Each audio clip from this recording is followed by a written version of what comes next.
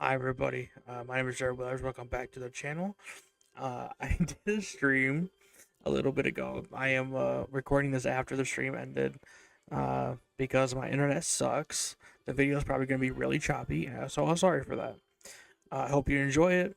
Subscribe to Horror, the YouTube channel that made the video. Definitely check them out if you haven't already. Or if you have checked them out, you haven't checked me out, subscribe to my channel, man. I need new internet. But yeah, so I just want to say I'm sorry for what you're about to see. But it's fun, dude. Okay, that's all I'm gonna say. Most badass 80s horror movie moments.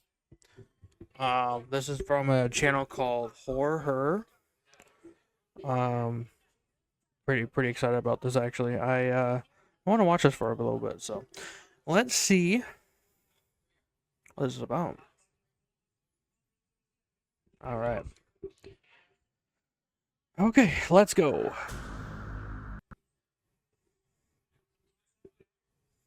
It's loading. Hold on. With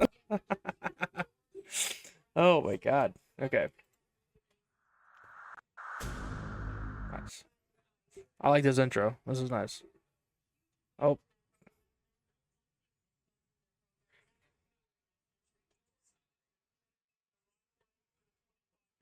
Apparently my Wi-Fi isn't super good right now, I guess. That's always great.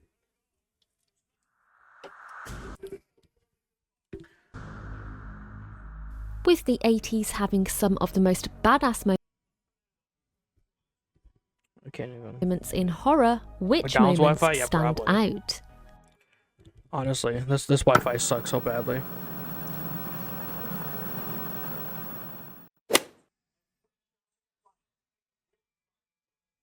Andy Fights Chucky, Child's Play, 1988. By the time Andy finally stands up to Chucky, the movie flips from terrifying cat and mouse horror into full survival mode. What makes this moment hit is that Andy isn't some action hero, he is a child forced to face a foul-mouthed serial killer trapped inside his favourite toy. The finale inside the apartment is emotional, chaotic, and surprisingly intense. Watching Andy refuse to stay scared and fight back alongside his mother gives the scene real heart. It's one of the examples of a Yeah, I'd probably agree with that. I don't know if I call it badass 100%, but it is very interesting to see a little boy fight a doll. Um, I can already see that my video is very choppy, which I kind of thought it would be. So I'm not a huge fan of that. Unfortunately, not a lot I can do about that. Sorry, everyone. horror showing that courage doesn't come from strength, it comes from refusing to stay a victim.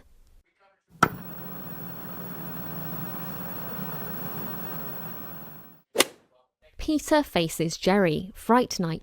Okay, I'm not gonna have a lot to say about this one, obviously, because obviously I've never seen um, this movie, Fright Night. I've never seen it, so I don't really have a lot to say about that, personally. So nothing I can really say about that one.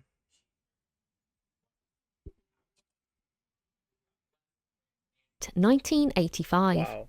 Peter Vincent spends most of the movie pretending to be brave while secretly terrified of everything. That's what makes this final confrontation with the vampire Jerry so satisfying. When Peter finally chooses to stand his ground, it's a complete character transformation. The fight blends classic monster movie energy with 80s style spectacle, and the emotional payoff lands hard because the audience watched Peter doubt himself the entire time. His courage feels earned and not forced. It's a reminder that sometimes the most badass horror moments come from characters overcoming fear rather than brute strength. If you say so. Wow. I need new Wi-Fi, dude. Oh my god. Laurie and Loomis turn the tables. Halloween 2, 1981. I will say, I don't know if this is like the most. That's 80, right? Yeah. I think it's 1980 actually. I don't know if I 100% agree with this one, just because it's like, um, it, it's hard to say.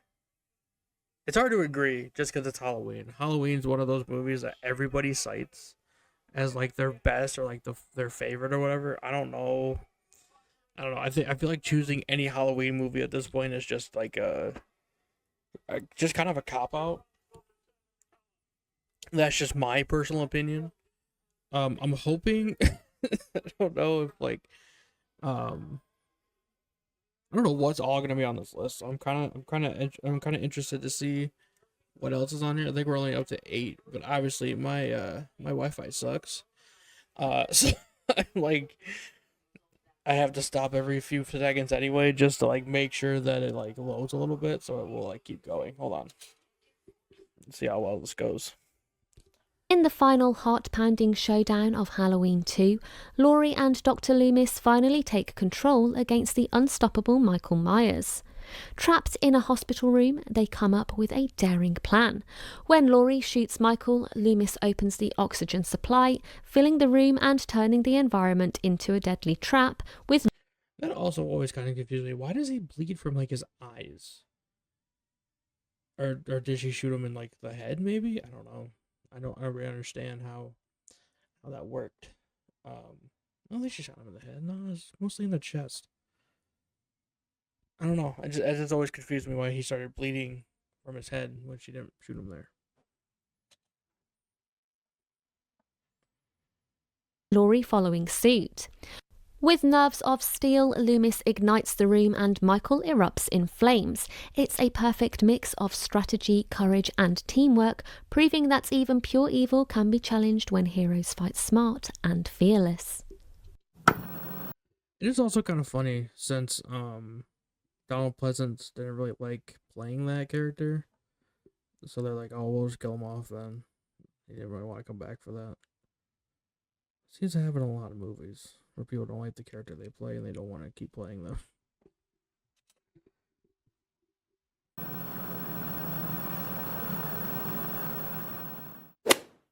Kirsty Negotiates, Hellraiser, 1987. Yes, another movie I've never seen, so I don't really have a lot of opinions on this one. Um, I should probably watch Hellraiser. I haven't really watched it. I've actually never watched it. So, I've seen like clips and stuff, and other people talk about it, but I've never really watched it. So, that might have to be one that I watch, maybe.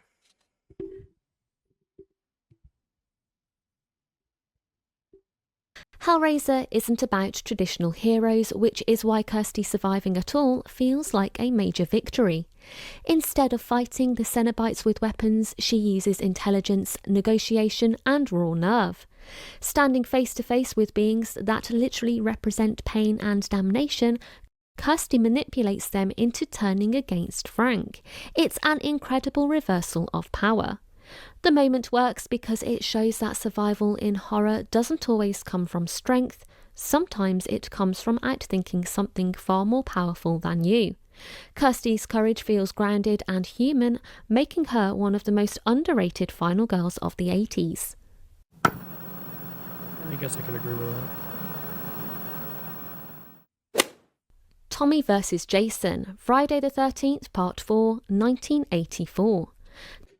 I would have to agree with that. I do like obviously I'm a huge Friday the 13th fan, for those of you who probably don't know. And I could probably see that being one of the top best moments. Um, Kind of like Andy and the doll. You know, you have an undead zombie man versus a child. It's kind of weird. But no, I think it's pretty good.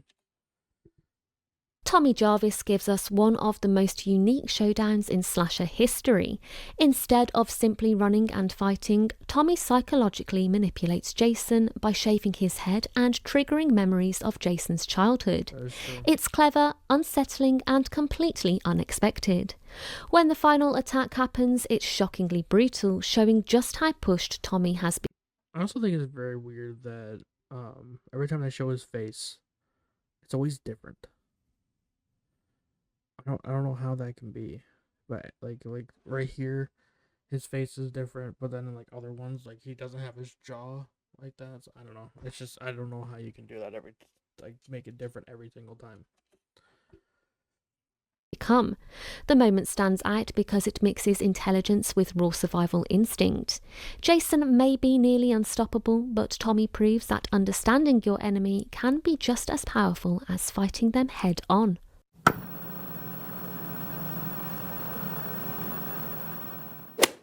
Chainsaw Showdown, The Texas Chainsaw Massacre 2, 1986. One of the wildest and most insane moments in the movie is when the infamous Lord of the Harvest line is delivered, setting the stage for a full-blown chainsaw duel. Leatherface and Lefty go chainsaw to chainsaw in a memorable battle in true 80s style. This scene perfectly captures the sequel's darkly comedic, over-the-top tone whilst giving. Now I know the original came out in the late 70s. Is Chainsaw Massacre Part 2, is that in the 80s? I guess I didn't realize that.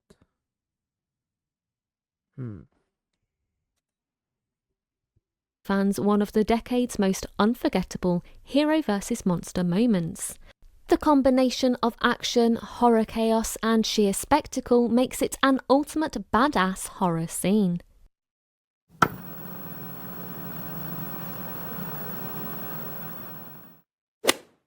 Nancy Traps Freddy, A Nightmare on Elm Street, 1980. Good pick in my opinion. Another one of my favorite series, I guess. Nightmare on Elm Street. You could probably pick any of them, honestly. Throughout like any of the movies.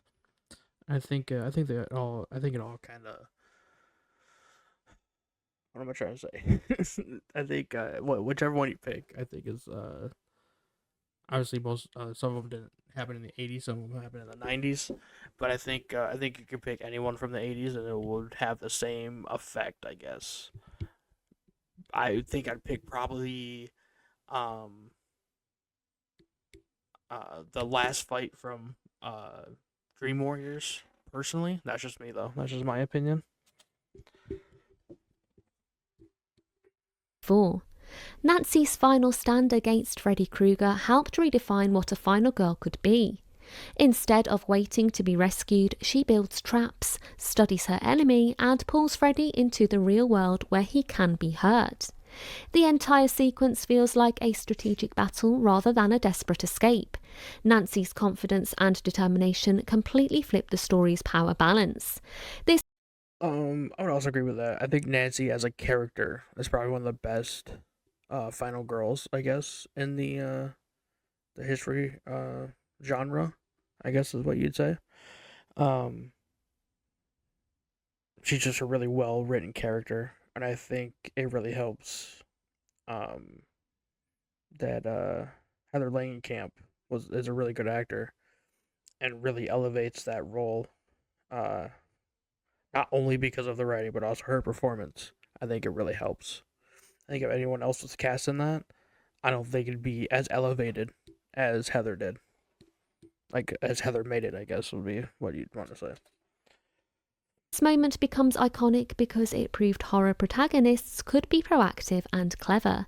Nancy doesn't just survive Freddy, she challenges him on her own terms.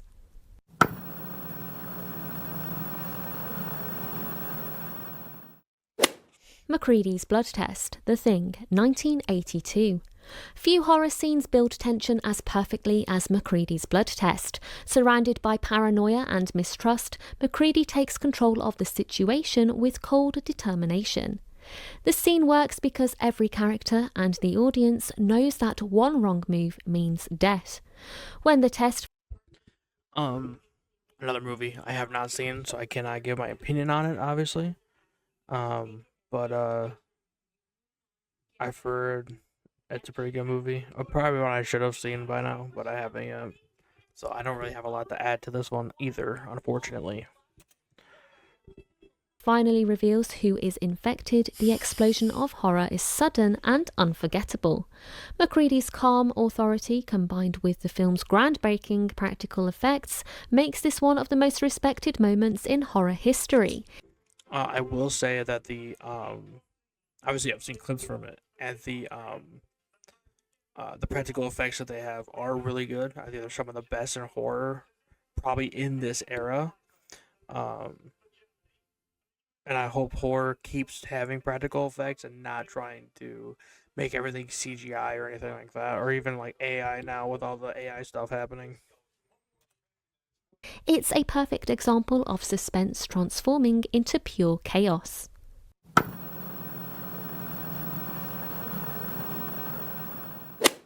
Ripley takes on the Queen. Aliens, 1986.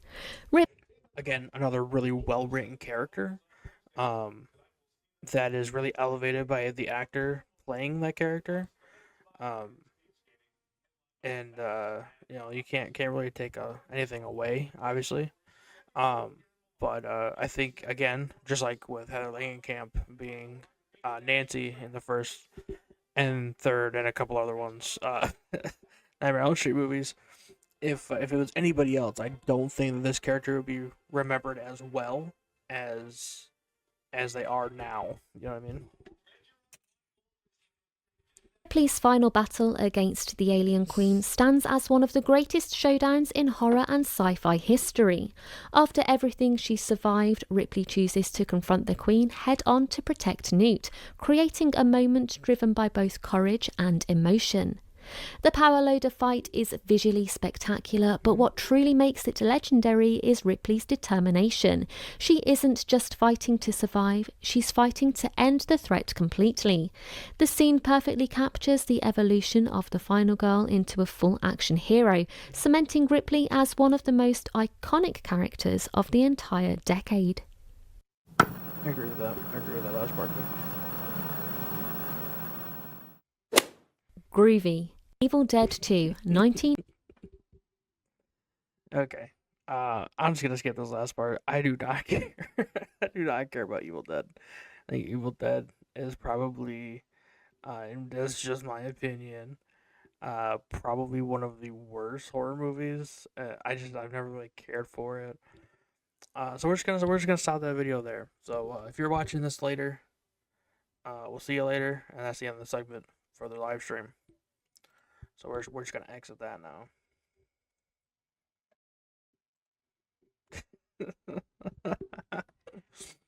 Oh god, that was probably shit. If we're being honest, that was probably garbage because my Wi-Fi sucks.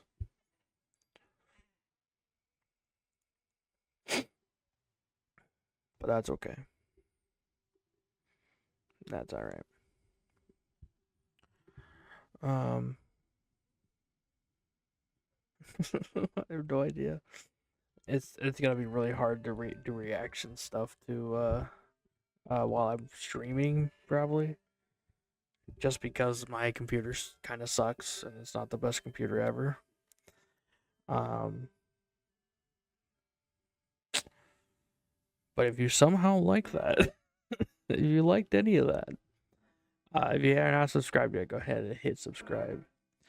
Um, although I mean the drop frames still not bad, so not bad at all. Remember, only been streaming for about half an hour so far. I get, like me talking, it seems to be fine. It's once I introduce anything else, then it starts to be kind of wonky a little bit. Um,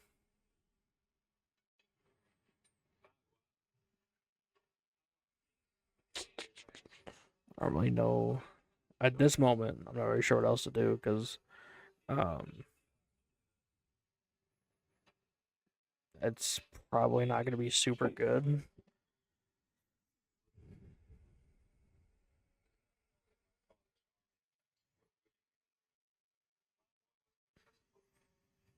I don't know.